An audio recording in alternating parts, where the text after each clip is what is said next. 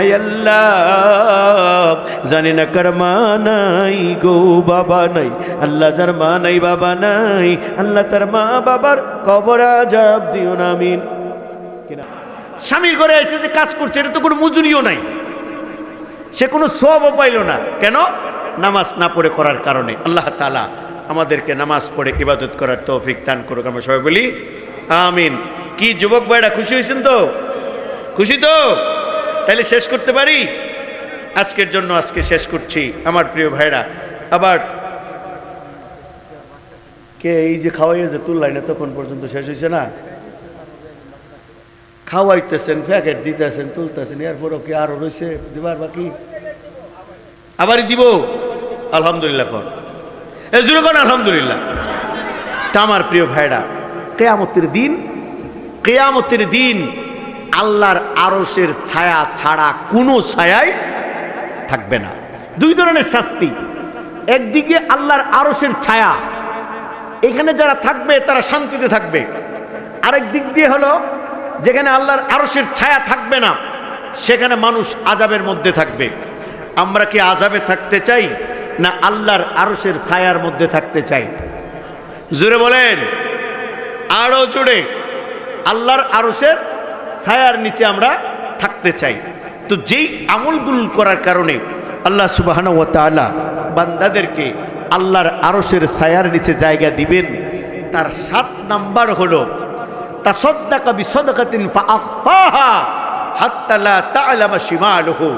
যে বান্দা তার কামাই করা সম্পদ থেকে আল্লাহ রাস্তায় সন্তুষ্ট চিত্তে খরচ করে, যে বান্দা তার কামাই করা টাকা থেকে আল্লাহ রাস্তায় সন্তুষ্ট চিত্তে খরচ করে, আল্লাহ সুবহানাহু ওয়া তাআলা তাকে আল্লাহর আরশের ছায়ার নিচে জায়গা দিবেন। জোরে কোন সুবহানাল্লাহ। তো আমি যেহেতু আসছি আপনাদের ডাকে, এমন আল্লাহর কোনো বান্দা আছেন কিনা যে আমার হাতে আপনার খুশি মতো কিছু দান করবেন? আমার মায়েরা বোনেরা আপনারাও কিছু দান করবেন, যেই দানের বিনিময়ে আমি আপনাদের জন্য দোয়া করব প্রাণ খুলে। আল্লাহর ঘর মসজিদের জন্য আল্লাহর হাবিব বলছেন, মান বানা মসজিদান মানাল্লাহু লাহু বাইতান ফিল জান্নাহ। যারা দুনিয়াতে আল্লাহর ঘর মসজিদ বানায়, আল্লাহ তাদের জন্য জান্নাতের মধ্যে ঘর বানায়। এমন কোন বান্দা আছেন যে আজকে আমার হাতে দান করবেন? এমন কোন বান্দা নগদ অথবা বাকি আমি প্রাণ খুলে আপনাদের জন্য দোয়া করব। 1000, 2000, 5000, 10000 এমন কেউ যদি থাকেন আল্লাহর বান্দারা, আমি আপনাদের জন্য দোয়া করব। মাশাআল্লাহ। আল্লাহ তোমার একজন বান্দা 100 টাকা দান করলেন, আল্লাহ এই দানকে তুমি কবুল করো, মঞ্জুর করো। আল্লাহ এই দানের বিনিময়ে সকল আপদ বিপদ বালা মুসিবত তুমি দূর করো। আসমানে বালা আসমানে উঠাই নাও, জমিনের বালা জমিনের নিচে দাফন করে দাও। মাশাআল্লাহ। কি নাম? সহসভাপতি, সহসভাপতি সাহেবের ছেলে জসিমউদ্দিন সাহেব। কত টাকা? 5000 টাকা। বলেন মারহাবা। আল্লাহ এই দান তুমি কবুল করো, মঞ্জুর করো। আল্লাহ এই দানের বিনিময়ে সকল আপদ বিপদ বালা মুসিবত তুমি দূর করো। কি নাম? কি নাম? কি নাম? মুসলিম উদ্দিন সাহেব তার মা বাবার জন্য 500 টাকা দান করলেন। আল্লাহ তার দানকে তুমি কবুল করো, মঞ্জুর করো। আল্লাহ এই দানের বিনিময়ে সকল আপদ বিপদ বালা মুসিবত দূর করো। আল্লাহ তার বাবার কবরে আযাব দিও না। আল্লাহ আরেকজন 100 টাকা দান করলেন, আরেকজন 100 টাকা দান করলেন। আল্লাহ এই দানকে তুমি কবুল করো। হ্যাঁ ফজল, মাশাআল্লাহ। সহসভাপতি ফজল সাহেব 5000 টাকা। বলেন মারহাবা। আল্লাহ এই দানকে তুমি কবুল করো, মঞ্জুর করো। আল্লাহ এই দানের বিনিময়ে সকল আপদ বিপদ বালা মুসিবত তুমি দূর করো। মহিলাদের জন্য আলাদা মসজিদ হয়েছে, 7 বাকি রয়েছে। আমরা সবাই কম বেশি শরীক থাকি, এখানে নামাজ হবে। যতদিন পর্যন্ত নামাজ চলবে ততদিন পর্যন্ত আমরা সওয়াব পাবো।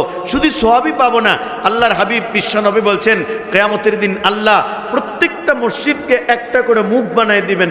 মসজিদগুলো জবান হয়ে যাবে, কথা বলবে, আর মসজিদ বান্দাকে সুপারিশ করে জান্নাতে নিয়ে যাবে। জোরে কোন সুবহানাল্লাহ।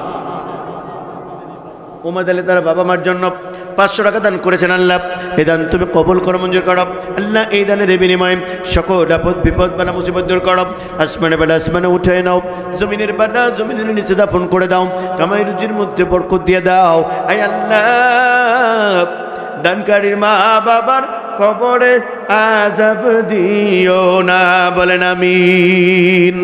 নদীর এপার ভাঙ্গে ওপার করে এই তো বিধির খেলা, সকালবেলার বাদশারে তুই ফকির সন্ধ্যাবেলা। আল্লাহ তোমার একজন বান্দা 100 টাকা দান করেছেন, আল্লাহ এই দানকে তুমি কবুল করে মঞ্জুর করো।